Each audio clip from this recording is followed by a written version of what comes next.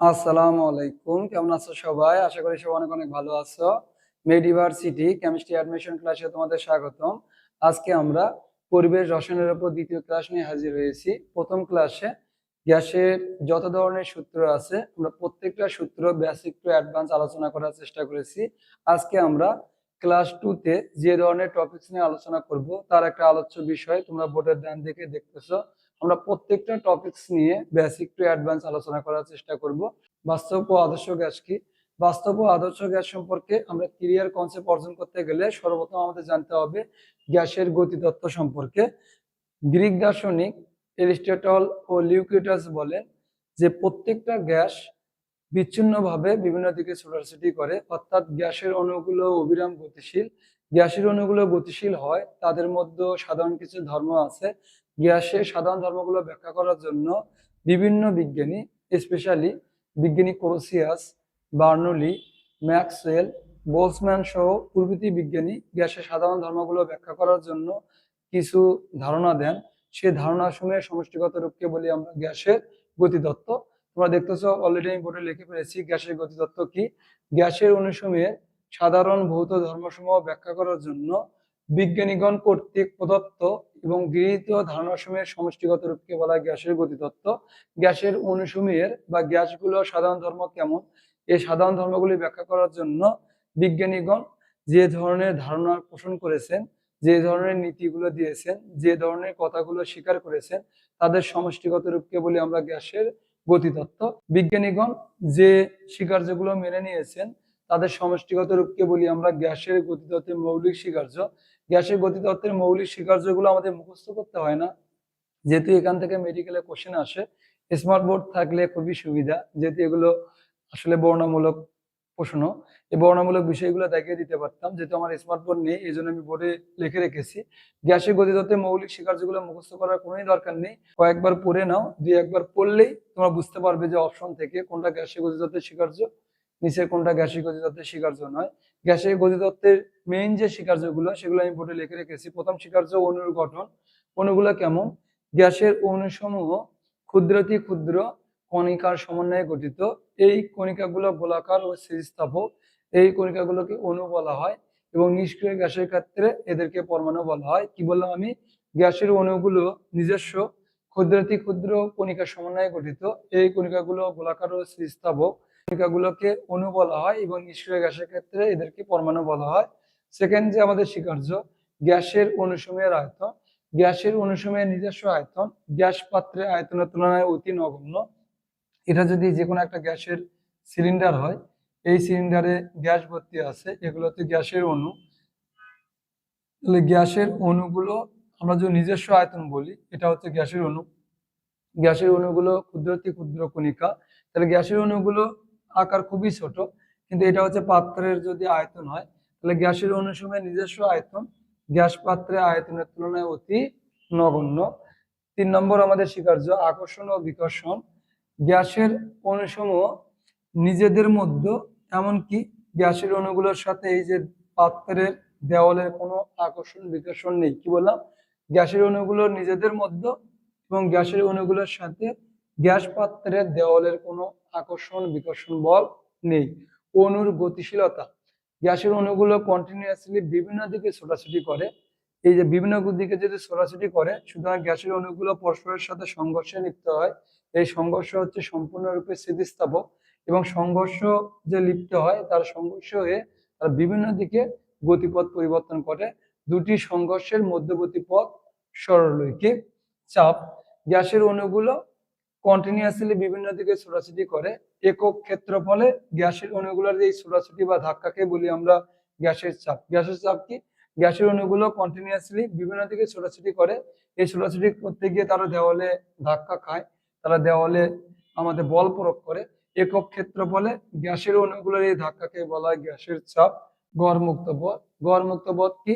Gas অণুসমূহের মধ্যে দুটি সংঘর্ষের মধ্যবর্তী দূরত্বসমূহের গড়মানকে বলা হয় গড়মুক্ত পথ। কি বললাম?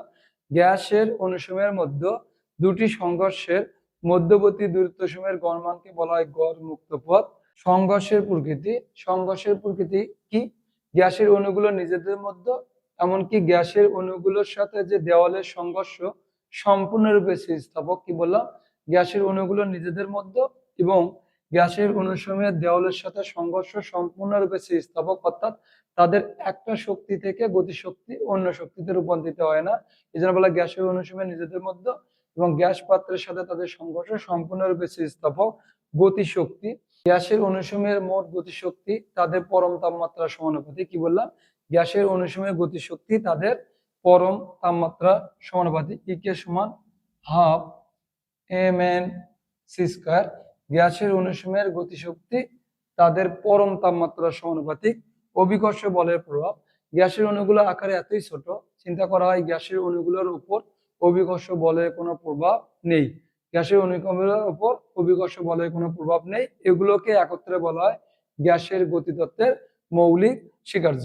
এই যে গ্যাসের অণুগুলোর যে আমরা স্বীকার্য বললাম, এই স্বীকার্যগুলো যদি কোনো একটা গ্যাস মেনে চলে তাকে বলি আমরা আদর্শ গ্যাস, এবং এই স্বীকার্যগুলোর যদি কোনো একটা কেউ মেনে না চলে তাদেরকে বলি আমরা বাস্তব গ্যাস। গ্যাসের গতিতত্ত্বের যে স্বীকার্য, এই স্বীকার্যগুলো কেউ মেনে চললে তাদেরকে বলি আমরা আদর্শ গ্যাস, এই স্বীকার্যগুলো মেনে না চললে তাদেরকে বলি আমরা বাস্তব গ্যাস। তাহলে এখন আমরা জানবো আদর্শ ও বাস্তব গ্যাস কি। তাহলে গ্যাসের গতিতত্ত্বের যে স্বীকার্যগুলো, এগুলো যারা মেনে চলে তাদেরকে বলা আদর্শ গ্যাস। গ্যাসের গতিতত্ত্বের স্বীকার্যগুলো যারা পুরোপুরি মেনে চলে না তাদেরকে বলা বাস্তব গ্যাস। আদর্শ ও বাস্তব গ্যাস থেকে কোশ্চেন আসে, আদর্শ ও বাস্তব গ্যাসের মধ্যে পার্থক্য। গ্যাসের মধ্যে পার্থক্য আমি সংক্ষেপে বলবো, মুখে বলবো। এখান থেকে মেডিকেলে কোশ্চেন আসে, বলে নিচে কোনটা গ্যাসের গতিতত্ত্বের স্বীকার্য নয়, বা নিচের কোনটা আদর্শ গ্যাসের ক্ষেত্রে সত্য নয়, নিচের কোনটা বাস্তব গ্যাসের জন্য প্রযোজ্য, এরকম কোশ্চেন আসতে পারে। আদর্শ গ্যাস, আদর্শ গ্যাস, আইডিয়াল গ্যাস, একটা বাস্তব গ্যাস। আমি বললাম গ্যাসের গতিতত্ত্বের স্বীকার্যগুলো যারা মেনে চলে তাদের বলে আদর্শ গ্যাস। এই যে আদর্শ গ্যাস, এই আদর্শ গ্যাস কিছু সূত্র পুরোপুরি মেনে চলে, যেমন আমরা জানি বয়েলের সূত্র, চার্লসের সূত্র, অ্যাভোগাড্রোর সূত্র। আমরা বলি যে সকল গ্যাস, যে সকল গ্যাস বয়েল, চার্লস ও অ্যাভোগাড্রোর সূত্র, বয়েল, চার্লস ও অ্যাভোগাড্রোর সূত্র পুরোপুরি মেনে চলে, পুরোপুরি মেনে চলে, মেনে চলে তাদেরকে বলা হয় আদর্শ গ্যাস। যে সকল গ্যাস সকল তাপমাত্রা ও চাপে বয়েল, চার্লস ও অ্যাভোগাড্রোর সূত্র পুরোপুরি মেনে চলে তাদের আদর্শ গ্যাস। বয়েল, চার্লস ও অ্যাভোগাড্রোর সূত্র মানে আমরা বলতে পারি বা পিভি সমান এনআরটি। যারা পিভি সমান এনআরটি সূত্র পুরোপুরি মেনে চলে তাদেরকে বলা আদর্শ গ্যাস। যে সকল গ্যাস সকল তাপমাত্রা ও চাপে বয়েল, চার্লস ও অ্যাভোগাড্রোর সূত্র পুরোপুরি মেনে চলে না, অর্থাৎ পিভি সমান এনআরটি সূত্র মেনে চলে কিন্তু পুরোপুরি মেনে চলে না, পুরোপুরি মেনে চলে না, তাদেরকে বলা হয় বাস্তব গ্যাস। মানে পৃথিবীতে যত গ্যাস আছে সবই হচ্ছে বাস্তব গ্যাস। আদর্শ গ্যাস একটা কাল্পনিক ধারণা। গ্যাসের গতিতত্ত্বের স্বীকার্যগুলো পৃথিবীতে কোনো গ্যাসই পুরোপুরি মেনে চলে না। এই জন্য আমরা বলতে পারি যে আদর্শ গ্যাস হচ্ছে একটা কাল্পনিক ধারণা। পৃথিবীতে যে গ্যাসগুলো আছে তারা বয়েল, চার্লস ও অ্যাভোগাড্রোর সাথে মেনে চলে কিন্তু তারা 100% মেনে চলে না। এই জন্য পৃথিবীতে সকল গ্যাস, যে আমরা নাইট্রোজেন গ্যাস বলি, অক্সিজেন গ্যাস বলি, কার্বন ডাইঅক্সাইড গ্যাস বলি, সবই হচ্ছে বাস্তব গ্যাস। আদর্শ গ্যাসের ক্ষেত্রে আর একটা জিনিস হচ্ছে, আদর্শ গ্যাসের অনুসারের মধ্যে কোনো আকর্ষণ বিকর্ষণ বল থাকে না। আদর্শ গ্যাসের অনুসারের মধ্যে কোনো আকর্ষণ বিকর্ষণ বল থাকে না। বাস্তব গ্যাসের অনুসারের মধ্যে আকর্ষণ বিকর্ষণ বল থাকে। বাস্তব গ্যাসের অনুসারের মধ্যে আকর্ষণ বিকর্ষণ বল থাকে উচ্চ চাপ ও নিম্ন তাপমাত্রা। উচ্চ চাপ ও নিম্ন তাপমাত্রায় বিশেষ করে বাস্তব গ্যাসগুলোর মধ্যে আকর্ষণ বিকর্ষণ বল থাকে। এছাড়াও কি আদর্শ গ্যাসের অণুসমূহের, আদর্শ গ্যাসের অণুসমূহের নিজস্ব আয়তনকে নগণ্য ধরা হয়। নিজস্ব আয়তনকে নগণ্য ধরা হয়। বাস্তব গ্যাসের অণুসমূহের নিজস্ব আয়তনকে নগণ্য ধরা যায় না, নগণ্য ধরা যায় না। বিশেষ করে উচ্চ চাপ ও নিম্ন তাপমাত্রায়। এছাড়াও আদর্শ গ্যাসের অনুসমূহের সংঘর্ষ সম্পূর্ণরূপে স্থিতিস্থাপক। আদর্শ গ্যাসের অনুসমূহের সংঘর্ষ সম্পূর্ণরূপে সম্পূর্ণরূপে স্থিতিস্থাপক। স্থিতিস্থাপক মানে ইলাস্টিসিটি। কিন্তু বাস্তব গ্যাসের অনুসমূহের সংঘর্ষ স্থিতিস্থাপক নয়। স্থিতিস্থাপক নয়। আদর্শ গ্যাসগুলো কিছু সূত্র মেনে চলে, যেমন পিভি সমান এনআরটি সূত্র মেনে চলে, বয়েল চার্লসের সমন্বয় সূত্র পিভি বাই টি সমান কে, এবং delta U by delta V T সমান 0, delta U by delta V T সমান 0 সমউষ্ণ প্রসেস। এই সূত্রগুলো আদর্শ গ্যাস পুরোপুরি মেনে চলে। বাস্তব গ্যাসগুলো যে সমীকরণটা মেনে চলে সেটা হচ্ছে ভ্যান ডার ওয়ালস সমীকরণ। বাস্তব গ্যাস সমূহ ভ্যান ডার ওয়ালস সমীকরণ মেনে চলে। ভ্যান ডার ওয়ালস সমীকরণ P plus N square A by V square V minus N B সমান এনআরটি সূত্র মেনে চলে। বাস্তব গ্যাস সমূহ P plus N square A by V square V minus N B সমান এনআরটি, এটা হলো ভ্যান ডার ওয়ালস সমীকরণ। পৃথিবীতে যে গ্যাসগুলো আছে, oxygen gas, carbon die oxide gas, nitrogen gas, যে গ্যাসই বলো না কেন, পৃথিবীতে সকল গ্যাস এই সূত্র মেনে চলে। আর আদর্শ গ্যাস এই সূত্রগুলো সাধারণত মেনে চলে। আদর্শ গ্যাস একটা কাল্পনিক ধারণা। আশা করি আদর্শ গ্যাস এবং বাস্তব গ্যাসের পার্থক্য তোমরা বুঝতে পারছো। তার মানে যারা গ্যাসের গতিতত্ত্বের স্বীকার্যগুলো মেনে চলে তাদেরকে বলে আদর্শ গ্যাস। যারা গ্যাসের গতিতত্ত্বের স্বীকার্যগুলো যে আছে পুরোপুরি মেনে চলে না তাদেরকে বলা বাস্তব গ্যাস। পৃথিবীতে সকল গ্যাসই হচ্ছে বাস্তব, আদর্শ গ্যাস একটা কাল্পনিক ধারণা। এখন এই যে বাস্তব গ্যাস এবং আদর্শ গ্যাস, তাহলে বাস্তব গ্যাস এবং আদর্শ গ্যাস মূলত গ্যাসের গতিতত্ত্ব থেকে এসেছে। এখন বললাম পৃথিবীতে যে গ্যাসগুলো আছে তারা কেউ আদর্শ গ্যাস নয়, সবাই হচ্ছে বাস্তব গ্যাস, এবং তারা একটা সমীকরণ মেনে চলে, তা হলো ভ্যান ডার ওয়ালস সমীকরণ। তাহলে বাস্তব গ্যাসগুলো কেন আদর্শ গ্যাস হচ্ছে না, বা পৃথিবীতে সকল গ্যাস কেন বাস্তব, বা বাস্তব গ্যাসগুলো কেন আদর্শ আচরণ থেকে বিচ্যুতি হচ্ছে, সেটা আমরা জানবো। বাস্তব গ্যাস সমূহের আদর্শ আচরণ হতে বিচ্যুতির কারণ। আদর্শ আচরণ হতে বিচ্যুতির কারণ কি কারণে সকল গ্যাস বাস্তব, বা গ্যাসগুলো কি কন্ডিশনে আদর্শ গ্যাসের মতো হবে। আমরা বললাম বাস্তব গ্যাস সমূহের আদর্শ আচরণ হতে বিচ্যুতির কারণ। বাস্তব গ্যাসগুলো যে কেই আদর্শ নয় তার কারণ হচ্ছে দুইটা ত্রুটির কারণে পৃথিবীতে সকল গ্যাস হচ্ছে বাস্তব। বাস্তব গ্যাস সমূহের আদর্শ আচরণ হতে বিচ্যুতির কারণ দুইটি, একটা হচ্ছে আয়তন ত্রুটি, আরেকটাকে বলা হয় চাপ ত্রুটি। একটা আয়তন ত্রুটি, একটা হচ্ছে চাপ ত্রুটি। এই দুটা ত্রুটির কারণেই আমরা বলি পৃথিবীতে সকল গ্যাস বাস্তব। তা আয়তন ত্রুটি কি, এটা আমরা ধরলাম যে কোনো একটা সিলিন্ডার, এই সিলিন্ডারের আয়তন ধরলাম ভি লিটার, এবং এই ভি লিটার আয়তনের সিলিন্ডারে অসংখ্য গ্যাসের অণু আছে। এগুলো আমি গ্যাসের অণু বোঝাচ্ছি, গ্যাসের অণু আছে। আমি ধরলাম ভি লিটার আয়তনের সিলিন্ডারে এন সংখ্যক গ্যাসের অণু আছে, এন মোল গ্যাসের অণু আছে আমি ধরলাম, এবং প্রত্যেকটা গ্যাসের অণুর আয়তন আমি ধরলাম বি। আমি কি বললাম যে ভি লিটার আয়তনের সিলিন্ডারে এন মোল গ্যাসের অণু আছে, প্রত্যেকটা গ্যাসের অণুর আয়তন কি বি।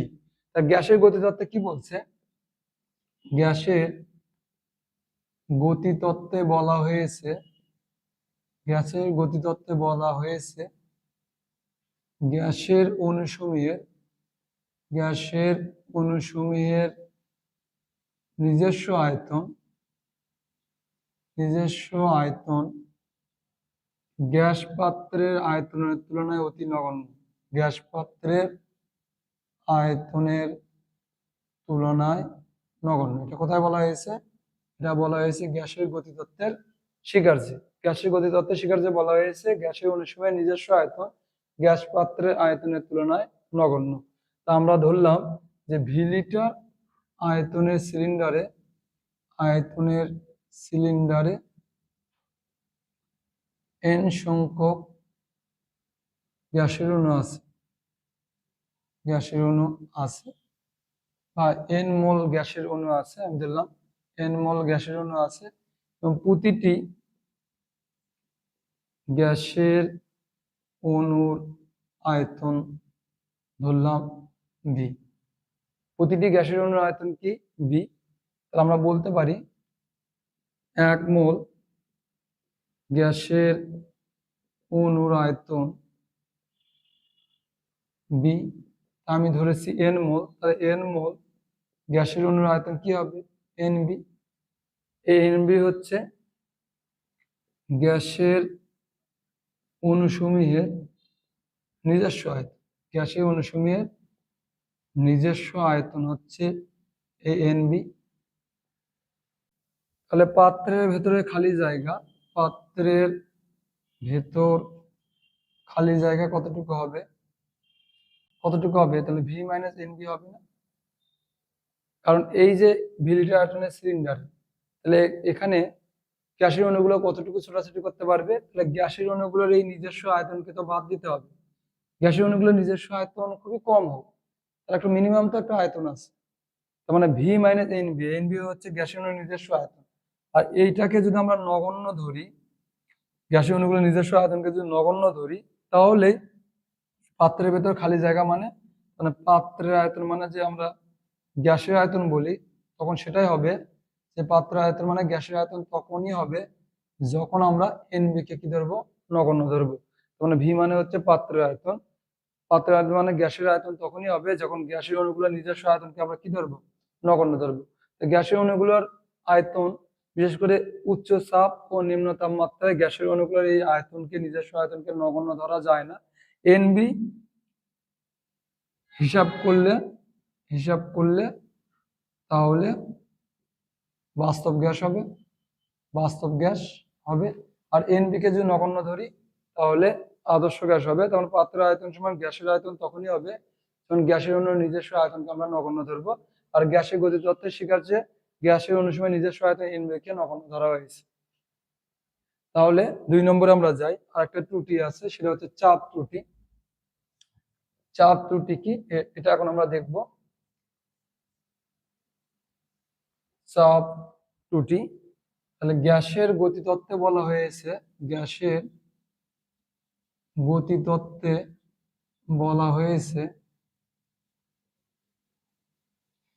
গ্যাসের অণুসমূহের মধ্যে, গ্যাসের অণুসমূহের মধ্যে কোনো আকর্ষণ বল নেই, কোনো আকর্ষণ বিকর্ষণ বল নেই।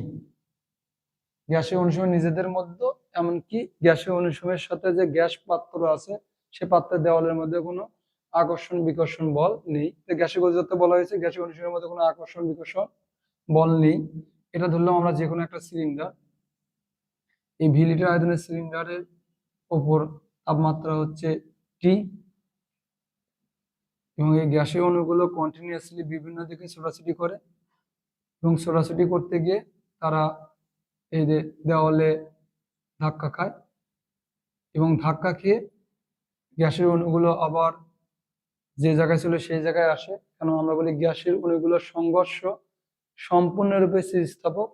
গ্যাসের অণুগুলো নিজেদের মধ্যে ধাক্কা খায়, এমনকি গ্যাসের অণুগুলোর সাথে দেওয়ালের ধাক্কা খাওয়ার পরেও তাদের সংঘর্ষ হতে সম্পূর্ণরূপে স্থিতিস্থাপক, অর্থাৎ তাদের গতিশক্তি অন্য কোনো শক্তিতে পরিবর্তিত হয় না। এটাকে বলে আমার স্থিতিস্থাপক বা ইলাস্টিসিটি।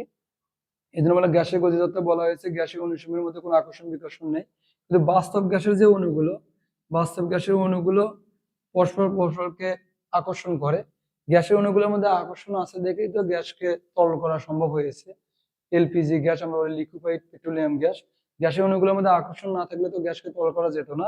মানে পৃথিবীতে যে বাস্তব গ্যাসগুলো আছে এই গ্যাসগুলোর মধ্যে আকর্ষণ কাজ করে, কিন্তু আদর্শ গ্যাসের অণুগুলোর মধ্যে কোনো বলছে আকর্ষণ বিকর্ষণ নেই, বাস্তব গ্যাসের অণুগুলোর মধ্যে আকর্ষণ আছে। তার মানে আদর্শ গ্যাসের অণুগুলো ধাক্কা খাবে, ধাক্কা খেয়ে তারা আবার স্থিতিস্থাপক হবে, যে জায়গায় ছিল সেই শক্তিটার কোনো কম বেশি হবে না। কিন্তু বাস্তব গ্যাসের অণুগুলো পরস্পরকে আকর্ষণ করে। তাহলে এই গ্যাসের অণু আমরা এই দিকে যাবে, তখন এই দিকের গ্যাসের অণু এবং এই দিকের গ্যাসের অণুগুলো তাকে ধরে রাখার চেষ্টা করবে। তাহলে বাস্তব গ্যাসের আয়তন যদি আমি ধরি পি, তাহলে আদর্শ গ্যাসের আয়তন ধরলাম আমি পি নট, তাহলে আদর্শ গ্যাসের অণুগুলোর মধ্যে কোনো আকর্ষণ বিকর্ষণ নেই, আর বাস্তব গ্যাসের অণুগুলোর মধ্যে আকর্ষণ আছে। তার মানে বুঝতেছো এই পি নটের যে পরিমাণ চাপ হবে, পির চাপ তার চেয়ে কিন্তু কিছুটা কম হবে। বুঝতে পারো নি? আদর্শ গ্যাসের অণুগুলোর মধ্যে কোনো আকর্ষণ বিকর্ষণ নেই। তার মানে আদর্শ গ্যাসের অণুগুলো গিয়ে দেওয়ালে যে পরিমাণ ফোর্সে ধাক্কা খাবে, বাস্তব গ্যাসের অণুগুলোর মধ্যে যেহেতু আকর্ষণ আছে, তার মানে তার চেয়ে ধাক্কা কম হবে। তার মানে পি যদি পি নটের সমান হতে চায়, তাহলে এর সাথে কিছু একটা মান যোগ করতে হবে। কারণ যেহেতু বাস্তব গ্যাসের অণুগুলো পরস্পরকে আকর্ষণ করে, মানে এই মানটা কমে যাচ্ছে, সেই মানটা যোগ করলে আদর্শ গ্যাসের সমান হবে। এটা আমরা হিসেব বোঝার সুবিধার্থে পি নট ধরলাম, যে পি নট হচ্ছে আদর্শ গ্যাসের চাপ, আদর্শ গ্যাসের চাপ। পি ধরলাম বাস্তব গ্যাসের চাপ। তার মানে যেহেতু বাস্তব গ্যাসের অণুগুলো পরস্পরকে আকর্ষণ করে, তার মানে কোনো একটা মান যোগ করলেই পি নটের সমান হবে। এই যে সামথিং, এই সামথিংকে বলা হয় আকর্ষণ জনিত আন্তঃটান। কি বলা হয়? আকর্ষণ জনিত আন্তঃটান। গ্যাসের অণুগুলো নিজেদের মধ্যে যে টান, এই সামথিংকে আমরা বললাম পি নট। তাহলে পি প্লাস পি নট যোগ করলে কার সমান হবে? আদর্শ গ্যাসের সমান হবে। এই পি নটের মান হচ্ছে n square A by V square, n square A by V square, n square A by V square মানে আকর্ষণজনিত আন্তঃটান। তার গ্যাসের অণুগুলো যদি আমি ধরি এক্স এক্সিসে যায়, মানে ওয়াই আর এবং জেড এর এই পাশে যে গ্যাসের অণুগুলো আছে তারা তাকে টেনে ধরবে। তার মানে এই পাশে যে গ্যাসগুলো আছে তার ঘনত্ব এন বাই ভি, এটা যেটা আছে এন বাই ভি, তার মানে n by V into n by V, তার মানে এন স্কোয়ার ভি স্কোয়ার। তাহলে পি এ সমানুপাতিক, এটা হচ্ছে আমাদের।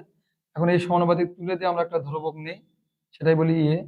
এ হচ্ছে ভ্যান ডার ওয়ালস ধ্রুবক। এ কি? ভ্যান ডার ওয়ালস ধ্রুবক। তার মানে n square A by V square কিভাবে আসলো? তার মানে এখানকার যে গ্যাসের অণুগুলো আছে তাদের ঘনত্ব এন বাই ভি, এখানে যে গ্যাসের অণুগুলো থাকবে এন বাই ভি, তার মানে পি এর সমানুপাতিক n square by V square. এই সমানুপাতিক তুলে দিয়ে আমরা একটা ধ্রুবক নেই, ভ্যান ডার ওয়ালস ধ্রুবক। তাহলে আকর্ষণজনিত আন্তঃটান মানে আমরা পেলাম n square A by V square. এটা যদি আমরা এখানে যোগ করে দিই, তার মানে P plus N square A by V square, এই দুটো যোগ করার ফলে যে চাপ হবে সেটা হচ্ছে আদর্শ গ্যাসের সমান। তাহলে আমরা দুইটা ত্রুটি পেলাম, একটা তো আয়তন ত্রুটি, একটা চাপ ত্রুটি। আদর্শ গ্যাসের চাপ আমরা কি ধরি? পিবি সমান এন আর টি, এটা হচ্ছে আদর্শ গ্যাসের ক্ষেত্রে।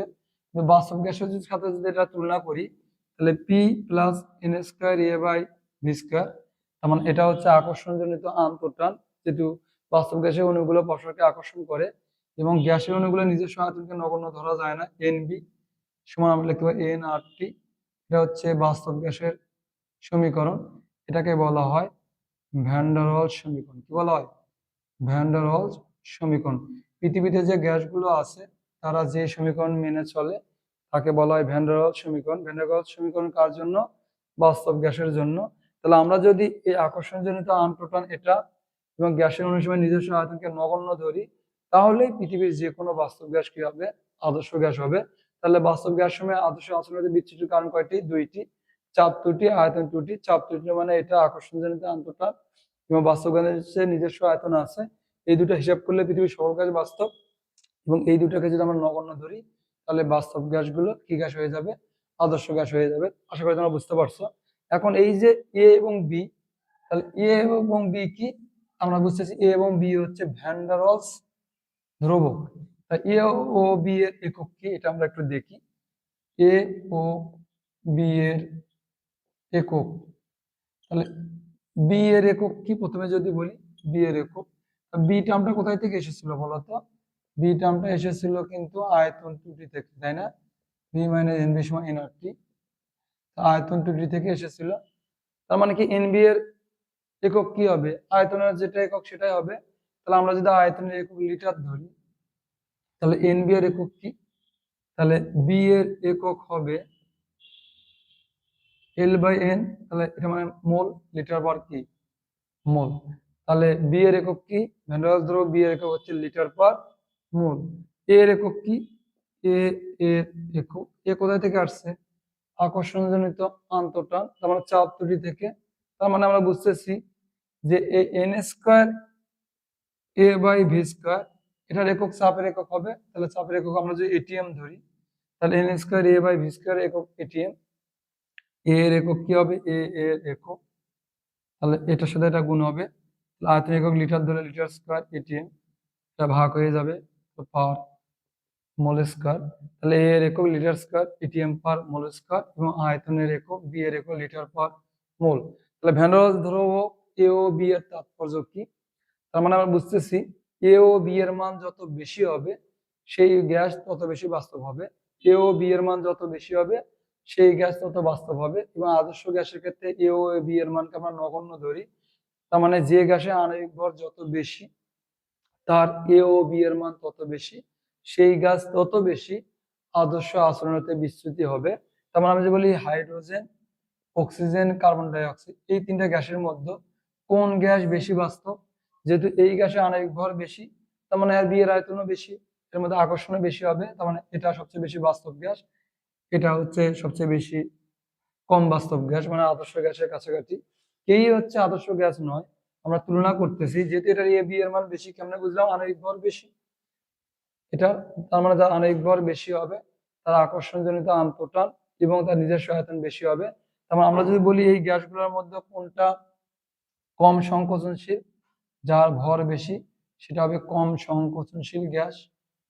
তার মানে বাস্তব গ্যাসগুলো কম সংকোচনশীল, আদর্শ গ্যাসগুলো হবে অধিক সংকোচনশীল, কারণ তাদের আয়তনই নেই বললেই চলে। আশা করি এই জিনিসটা তোমরা বুঝতে পারছো। এখন পৃথিবীতে কোনো গ্যাসই যে বাস্তব নয়, সব গ্যাসের যে আদর্শ, এটা নিয়ে দুইটা আমাদের পরীক্ষা আছে। একটাকে বলা হয় অ্যামাগা বক্র।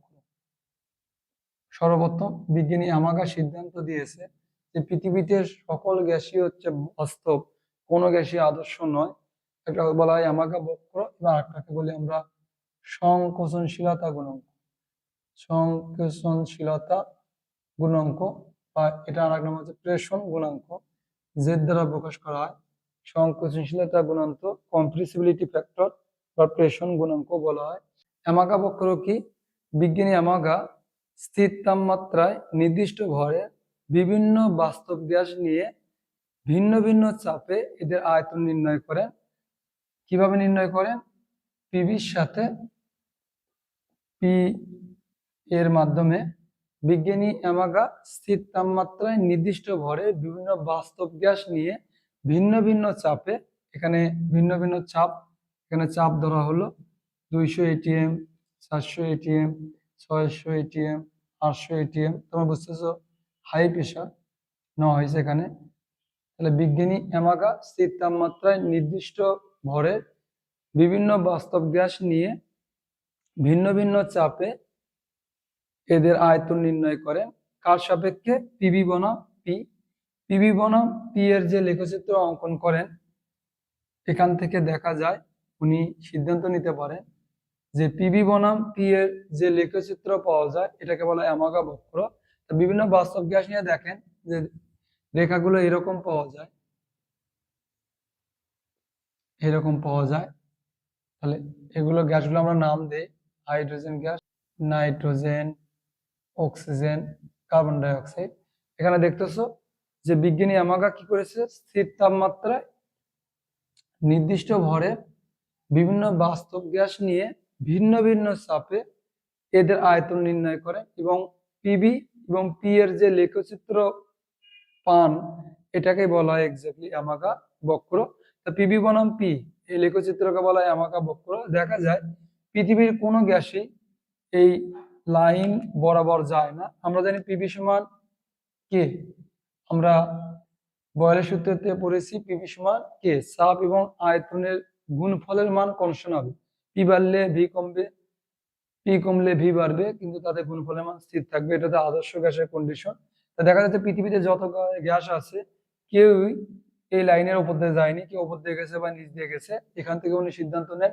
এখান থেকে দেখা যাচ্ছে যে পৃথিবীতে কোনো গ্যাসই আদর্শ নয়, সকল গ্যাসই হচ্ছে বাস্তব। অ্যামাগা বক্র থেকে উনি যে ধরনের সিদ্ধান্ত নেন, সিদ্ধান্ত সমূহ অ্যামাগা বক্র থেকে সিদ্ধান্ত কি পাই আমরা? প্রথমে আমরা দেখতেছি যে এখানে এক্স এক্সিসে আমরা হাই প্রেশার নিয়েছি, কারণ প্রেশার যত বাড়তেছে তত কিন্তু বিচ্যুতি বাড়তেছে। আমরা যদি এখানে চিন্তা করি, দেখো শুরুতে সকল গ্যাসই কিন্তু এই লাইনের উপর ছিল, যত প্রেশার বাড়তেছে তত তাদের বিচ্যুতি বাড়তেছে। দেখো শুরুতে কিন্তু সবার এখানেই ছিল, 0 থেকে যখন 10 এটিএম এর মধ্যে চিন্তা করি, তারা কিন্তু সবাই লাইনের ওপরেই ছিল, আদর্শ গ্যাস কন্ডিশনে ছিল, তখন আমরা বুঝতেছি নিম্ন চাপে সকল গ্যাস আদর্শ, উচ্চ চাপে সকল গ্যাস বাস্তব। এবং আমরা এটাও দেখতেছি যে টেম্পারেচার যদি উচ্চ হয় তাহলে উচ্চ তাপমাত্রায়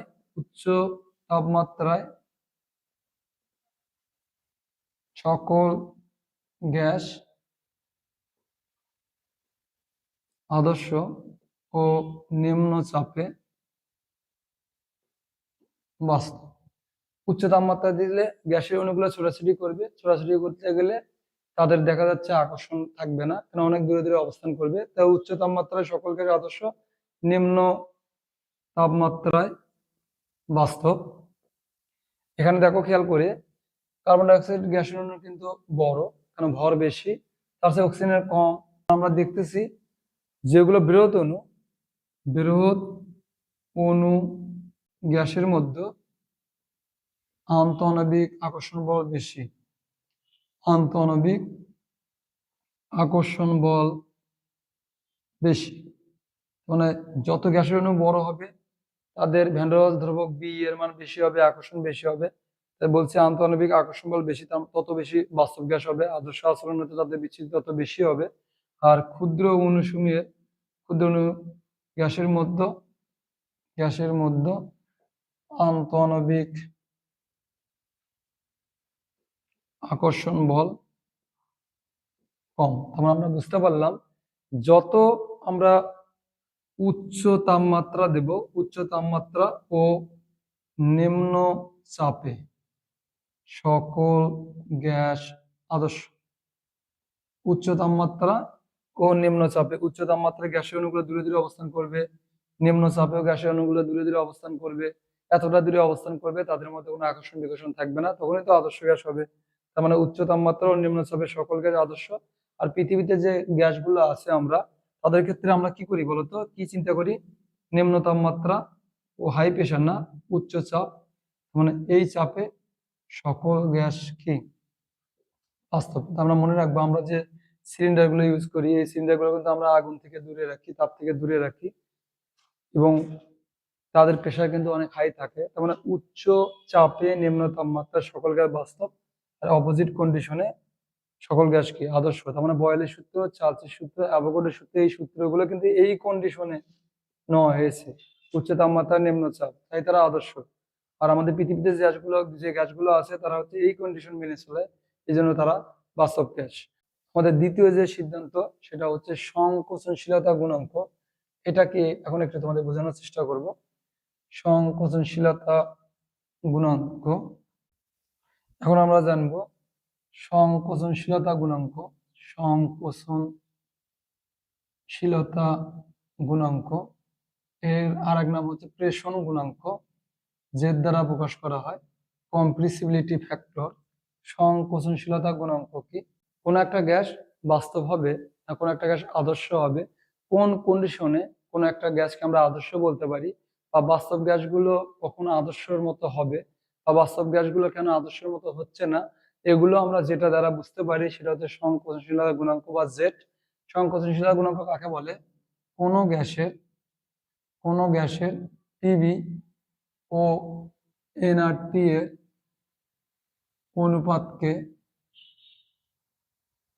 সংকোচনশীলতা গুণাঙ্ক বলে। জেড সমান কি? PV by nRT.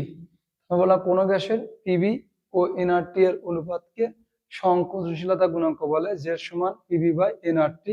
এই ভি মানে রিয়েল গ্যাসের আয়তন। কোন গ্যাসের? রিয়েল গ্যাসের আয়তন। আমরা জানি আদর্শ গ্যাসের সমীকরণ কি? পিবি সমান এনআরটি। ভি সমান আমরা লিখতে পারবো এনআরটি বাই পি। এটা হচ্ছে আইডিয়াল গ্যাসের আয়তন। তাহলে এখান থেকে যদি আমরা একটু মডিফাই করি, ভি রিয়েল গ্যাস সমান আমরা এইভাবে লিখতে পারবো কিনা দেখো তো, এনআরটি বাই পি। পি উপরে গেলে তো পিভি হবে। এখন এইটা সমান আমরা কি লিখতে পারি? এটা লিখতে পারবো না, দেখো তো। তাহলে V real gas divided by এটা সমান লিখতে পারবো ভি আইডিয়াল গ্যাস। তার মানে সংকোচনশীলতা গুণাঙ্ক কি? বাস্তব গ্যাসের আয়তন, বাস্তব গ্যাসের আয়তন ও আদর্শ গ্যাসের আয়তনের অনুপাতকে বলা হয় সংকোচনশীলতা গুণাঙ্ক। কি বলা? বাস্তব গ্যাসের আয়তন ও আদর্শ গ্যাসের আয়তনের অনুপাতকে বলা হয় সংকোচনশীলতা গুণাঙ্ক। তাহলে এই জেটের মান আমরা দেখতেছি অনুপাত, এটা একটা, দুইটা অনুপাতের মান কয়টা হতে পারে? তিনটা হতে পারে। হয় এটা দুইটা অনুপাতের মান সমান হবে, দুইটা অনুপাতের মান সমান মানে কি, যে সমান কি অন হওয়া, অথবা উপরেরটার মান বেশি হবে তার জেড গ্রেটার দেন অন হবে, অথবা নিচেরটার আয়তন বেশি হবে তাহলে জেড লেস দেন অন হবে। তাহলে জেড সমান অন মানে তোমার বলছে বাস্তব গ্যাসের আয়তন আদর্শ গ্যাসের আয়তনের অনুপাত। তার জেড গ্রেটার অন মানে পৃথিবীর সকল বাস্তব গ্যাস কি হওয়া, আদর্শ হওয়া। মানে জেটের মান যদি অন হয় তার মানে এটা আদর্শ কন্ডিশন, এটা হচ্ছে আদর্শ গ্যাস। তার মানে পৃথিবীতে সকল গ্যাস কি হবে, আদর্শ গ্যাস হয়ে যাবে। জেড গ্রেটার দেন অন মানে দুইটা অনুপাতের মান কখন একের বেশি হবে, তেমন বুঝতে হচ্ছে লবের মান বেশি হবে, মানে বাস্তব গ্যাসের আয়তন বেশি আদর্শ গ্যাসের আয়তন কম, মানে বাস্তব গ্যাস বেশ কম সংকোচনশীল, কম সংকোচনশীল। যেহেতু গ্যাস বড় হয়ে যাচ্ছে তার মানে বাস্তব গ্যাস হচ্ছে কম সংকোচনশীল। তার মানে এটা মানে আমরা বলতে পারি আরেক নাম প্রসারিত গ্যাস। প্রসারিত গ্যাস, বাস্তব গ্যাস গুলো হচ্ছে প্রসারিত gas. Z less than on মানে তুমি বুঝতেছো এটা, তার মানে এটা আমাদের বড় হয়ে যাচ্ছে, হরের মান বেশি হয়ে যাচ্ছে, তার মানে বাস্তব গ্যাস অধিক সংকোচনশীল। তার মানে বাস্তব গ্যাস হচ্ছে সংকোচনশীল, আর এটা মানে বাস্তব গ্যাস হচ্ছে প্রসারিত। তার মানে এখানে মানে বাস্তব গ্যাস হচ্ছে কম সংকোচনশীল হবে, এটা হবে বাস্তব গ্যাস অধিক সংকোচনশীল। তার মানে এখান থেকে আমরা বলতে পারি যে কোনো একটা বাস্তব গ্যাস আদর্শ আচরণ হতে কতটুকু বিচ্যুতি হচ্ছে, কোন একটা বাস্তব গ্যাস আদর্শ আচরণ থেকে কতটুকু বিচ্যুত হচ্ছে সেটা আমরা এই জেটের মান থেকে বুঝতে পারি। জেটের মান যদি অন হয় তাহলে বাস্তব গ্যাস আদর্শ গ্যাসের মতো আচরণ করবে। জেড গ্রেটার দেন অন হওয়া মানে বাস্তব গ্যাসটা বেশি প্রসারিত, অর্থাৎ বাস্তব গ্যাস কম সংকোচনশীল হবে, মানে আকারে বড় হবে। জেড লেস দেন অন মানে বাস্তব গ্যাস অধিক সংকোচনশীল, অর্থাৎ বাস্তব গ্যাস আমরা বুঝতেছি বেশি সংকুচিত হবে, মানে প্রসারিত কম হবে। আশা করি সংকোচনশীলতা গুণাঙ্ক কি তোমরা এই বিষয়টা বুঝতে পারছো। গ্যাসের অণুগুলো বিভিন্ন দিকে ছোটাছুটি করে, এই গ্যাসের অণুগুলো যে বিভিন্ন দিকে ছোটাছুটি করে এই জন্য গ্যাসের অণুগুলোর গতিবেগকে আমরা বিভিন্নভাবে প্রকাশ করি। গ্যাস অণুসমূহের বেগ, গ্যাসের অণুগুলো বিভিন্নভাবে ছোটাছুটি করে, এই গ্যাসের অণুসমূহের বেগকে আমরা তিন ভাবে চিন্তা করি। একটাকে বলা হয় গড় বেগ, গড় বেগ, একটাকে বলা হয় বর্গমূল গড় বর্গবেগ, আর একটাকে বলা হয় সম্ভাব্যতম বেগ, সম্ভাব্যতম বেগ। জাস্ট এই তিনটা নাম জানলে হবে এবং তিনটা সমীকরণ জানলে আমাদের এনাফ। বিভিন্ন সময় ভার্সিটি পরীক্ষায় বলে যে গড় বেগের সমীকরণ কি। গড় বেগ মানে আমরা বলি অ্যাভারেজ ভেলোসিটি। একটু তোমাদের বুঝিয়ে দিই, এটা একটা সিলিন্ডার, এই সিলিন্ডারে গ্যাসের অণু আছে, তাহলে এই গ্যাসের অণুগুলো বিভিন্ন দিকে ছোটাছুটি করে, বিভিন্ন দিকে ছোটাছুটি করে এবং সকল গ্যাসের অণুর গতিবেগ যে একই রকম এটাও না। তা আমরা ধরলাম এখানে n সংখ্যক গ্যাসের অণু আছে এবং একটার বেগ ধরলাম c1, একটা c2, c3। তাহলে আমরা যদি বলি গড় বেগ তার মানে c1 c2 c3 dot dot dot cn divided by কি n, এটাকে বলি আমরা c এভারেজ, এটাকে বলি আমরা গড় বেগ। গড় গতিবেগ কি? গ্যাসের অণুসমূহের বিভিন্ন গতিবেগের পাটিগণিতীয় গড়কে আমরা বলি গড় গতিবেগ। কি বললাম? গ্যাসের অণুসমূহের বিভিন্ন গতিবেগের পাটিগণিতীয় গড়কে আমরা বলি গড় বেগ। এখন বর্গমূল গড় বর্গবেগ কি, বা এটাকে আমরা সংক্ষেপে বলি আরএমএস বেগ, আরএমএস বেগ, রুট মিন স্কোয়ার ভেলোসিটি। আমরা বিভিন্ন সময় যে আমরা গড় বেগে ভাবে মান বের করি, কিন্তু গ্যাসের অণুগুলোর ক্ষেত্রে গড় বেগ ভাবে মান বের করলে ভুল হওয়ার সম্ভাবনা অনেক বেশি থাকে। গড় বেগ দ্বারা আমরা সঠিকভাবে বেগকে প্রকাশ করতে পারি না। এই জন্য বর্গমূল, গড়, বর্গবেগ, রুট মিন স্কয়ার ভেলোসিটি ব্যবহার করা হয়। আরএমএস বেগ বা ভেলোসিটি আমরা বলি। এটার এইভাবে উত্তর হবে। প্রথমে দেখো রুট মিন স্কয়ার ভেলোসিটি, তার মানে আমরা গ্যাসের অণু যদি বিভিন্ন থাকে, ধরলাম C1, C2, C3 dot dot dot Cn আমরা ধরলাম। তা বলছে রুট মিন স্কয়ার ভেলোসিটি, তাহলে প্রথমে আমাদের কি করতে হবে, গড় করতে হবে। এখানে এখানে বলছে দেখো বর্গ বেগ, বেগকে আমাদের আমাদের গড় করব, গড় করলাম আমরা। তা বলছে বর্গ করো, এই যে বর্গ করলাম। তারই যদি আমরা বর্গমূল করি সেটাকে বলি আমরা বর্গমূল গড় বর্গবেগ। প্রথমে বেগগুলোকে আমরা গড় করলাম, করে বর্গ করলাম, তারই যদি আমরা বর্গমূল করি সেটাকে বলি আমরা বর্গমূল গড় বর্গবেগ। যেমন গ্যাসের অণুগুলোর গড় বেগ সবসময় সঠিক রিপ্রেজেন্টেটিভ ভ্যালু দিতে পারে না।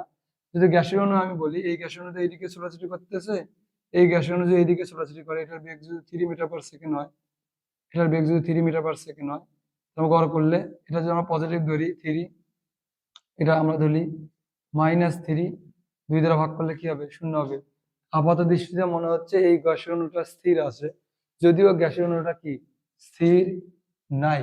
মানে গড়বেগ সবসময় রিপ্রেজেন্টেটিভ ভ্যালু দেয় না, এই জন্য বর্গমূল গড় বর্গবেগ বের করি। এই তিনটার আমাদের সমীকরণটা আমাদের মনে রাখতে হবে, বিশেষ করে ভার্সিটি পরীক্ষার জন্য, যে গড় বেগ, বর্গমূল গড় বর্গবেগ এবং সম্ভাব্যতম বেগ। গড় বেগের সমীকরণ হচ্ছে সি এভারেজ √8RT/πm, মনে রাখবো সি এভারেজ √8RT/πm। এবং বর্গমূল গড় বর্গবেগের সমীকরণ হচ্ছে C RMS √3RT/m, C RMS সমান √3RT/m। এবং সম্ভাব্যতম বেগ হচ্ছে মোস্ট প্রবাবল ভেলোসিটি, অর্থাৎ গ্যাসের অণুগুলোর মধ্যে ম্যাক্সিমাম যে বেগে থাকে সেটাকে বলা হয় সম্ভাব্যতম বেগ। এটার সমীকরণ হচ্ছে √2RT/m। গড়বেগ হচ্ছে √8RT/πm, বর্গমূল গড় বর্গবেগ হচ্ছে √3RT/m, সম্ভাব্যতম বেগ হচ্ছে √2RT/m। তিনটাকে যদি আমরা একসঙ্গে লিখি, c average c RMS into CM, তাহলে আমরা কি পাবো, এটা পাবো √8/π ইন্টু √3 ইন্টু √2। এখান থেকে তুমি দেখতে বুঝতে পারতেছো সবচেয়ে সঠিক মান পাবো আমরা কোথায়, আরএমএস এ, তারপরে পাবো আমরা এভারেজে, সবচেয়ে ভুল পাবো আমরা বেগ হচ্ছে মোস্ট প্রবাবল ভেলোসিটি। সবচেয়ে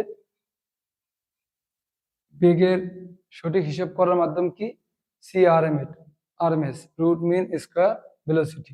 তাহলে অনেক সময় এখান থেকে ম্যাথ আসে, ছোট ছোট ম্যাথ গুলো যেগুলো ক্যালকুলেটর ছাড়াই করা যায়, সেগুলো আমরা করতে মান বসাতে আমরা ভুল করি।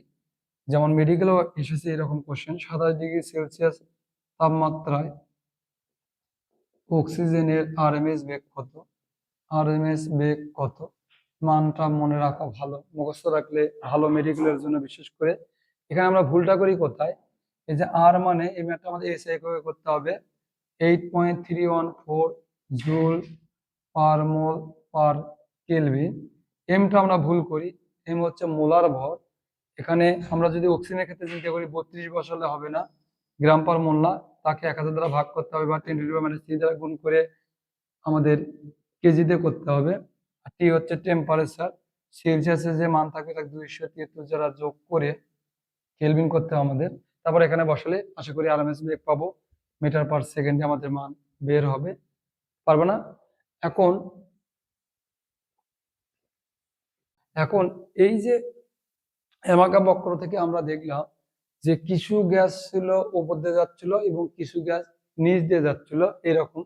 এই যে একটু আগে আমরা দেখালাম এরকম ছিল, যে দেখা যাচ্ছে উপর দিয়ে যাচ্ছে হাইড্রোজেন এবং হচ্ছে হিলিয়াম, নিচ দিয়ে যাচ্ছিল এরকম nitrogen gas, oxygen gas, carbon dioxide gas, এগুলো। তার মানে পৃথিবীতে কোনো গ্যাসই বাস্তব গ্যাস নয়, সবই হচ্ছে আদর্শ গ্যাস। এই যে হাইড্রোজেন এবং হিলিয়াম যাচ্ছে, এটা বলে আমরা অসংকোচনশীল গ্যাস, অসংকোচনশীল গ্যাস। আর এই যে oxygen, nitrogen, carbon die oxide, এদেরকে বলি আমরা সংকোচনশীল গ্যাস, সংকোচনশীল গ্যাস। এদেরকে বলি আমরা সংকোচনশীল গ্যাস। তার মানে কোনো একটা গ্যাস সংকোচনশীল কখন হবে, এটার জন্য আমাদের তিনটা কন্ডিশন জানা খুবই গুরুত্বপূর্ণ। একটা হচ্ছে জানা দরকার সন্ধি তাপমাত্রা, এগুলো থেকে এমসিকিউ আসে সব জায়গায়, মেডিকেল ভার্সিটি সব জায়গাতেই। সন্ধি তাপমাত্রা, সন্ধি চাপ এবং সন্ধি আয়তন, এই বিষয়টা একটু বলি। যে সকল গ্যাস সংকোচনশীল গ্যাস তাদের জন্য সন্ধি তাপমাত্রা, সন্ধি চাপ এবং সন্ধি আয়তনের বিষয়টা কি, গ্যাসগুলোকে তরল করতে গেলে তার মানে আমরা বলছি যে হাই প্রেশার দিতে হবে এবং টেম্পারেচার নিম্ন হতে হবে। কিন্তু টেম্পারেচারের মিনিমাম একটা মান থাকা উচিত, তা না হলে তাদের ভেতরে গতিশক্তি থাকবে না। গতিশক্তি না থাকলে তো গ্যাসের অণুগুলোকে আমরা হাই প্রেশার দিয়েও গ্যাস তরল করতে পারবো না। তখন সন্ধি তাপমাত্রা কি, যে তাপমাত্রার উপরে যথেষ্ট চাপ প্রয়োগ করেও কোনো গ্যাসকে তরল করা যায় না, সেই তাপমাত্রা বা তার নিচে উচ্চ চাপ প্রয়োগ করে আমরা গ্যাসকে তরল করতে পারি, সেই তাপমাত্রাকে বলে আমরা সন্ধি তাপমাত্রা। ক্রিটিক্যাল টেম্পারেচার বা সংকট তাপমাত্রা বলা হয়। সন্ধি তাপমাত্রা কি, যে তাপমাত্রার উপরে যথেষ্ট চাপ প্রয়োগ করেও কোনো গ্যাসকে তরল করা যায় না, অথচ সেই তাপমাত্রা বা তার নিচে গ্যাসকে উচ্চ চাপ প্রয়োগ করে তরল করা যায়, সেই তাপমাত্রাকে বলে আমরা সন্ধি তাপমাত্রা। এবং কার্বন ডাইঅক্সাইড সন্ধি তাপমাত্রা 31.1 ডিগ্রি সেলসিয়াস, খুবই গুরুত্বপূর্ণ। এটা পরীক্ষায় মাঝে মাঝে আসে, বেশ কয়েকবার আসছে, মেডিকেলেও আসছে, ভার্সিটি পরীক্ষায় প্রচুর আসছে। সন্ধি তাপমাত্রা কি, যে তাপমাত্রার উপরে যথেষ্ট চাপ প্রয়োগ করেও কোনো গ্যাসকে তরলীভূত করা যায় না, অথচ সেই তাপমাত্রা বা তার নিচে গ্যাসকে সহজে চাপ প্রয়োগ করে তরল করা যায়, সেই তাপমাত্রাগুলো আমরা সন্ধি তাপমাত্রা। সন্ধি তাপমাত্রায় কোনো গ্যাসকে তরলীভূত করতে যে চাপ প্রয়োগ করতে হয় তাকে বলা হয় সন্ধি চাপ। বললাম সন্ধি তাপমাত্রা রেখে কোনো গ্যাসকে তরলীভূত করতে যে চাপ প্রয়োগ করতে হয় তাকে বলা হয় সন্ধি চাপ। যেমন কার্বন ডাইঅক্সাইড সন্ধি চাপ হচ্ছে 72.9 ATM। সন্ধি তাপমাত্রা ও সন্ধি চাপে 1 মোল গ্যাসের আয়তনকে বলা হয় সন্ধি আয়তন।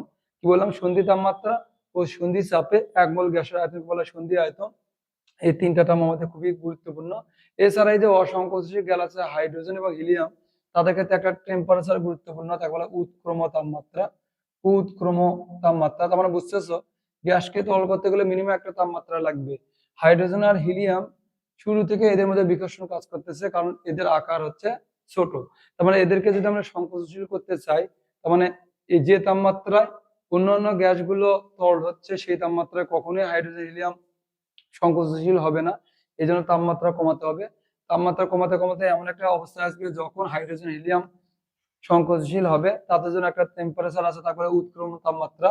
যেমন হাইড্রোজেনের উৎক্রমণ তাপমাত্রা হচ্ছে -80 degree Celsius, very very important. এবং হিলিয়ামের উৎক্রমণ তাপমাত্রা -240 ডিগ্রি সেলসিয়াস। এই দুটো টেম্পারেচার খুবই গুরুত্বপূর্ণ মেডিকেল ভার্সিটি উভয় পরীক্ষার জন্য।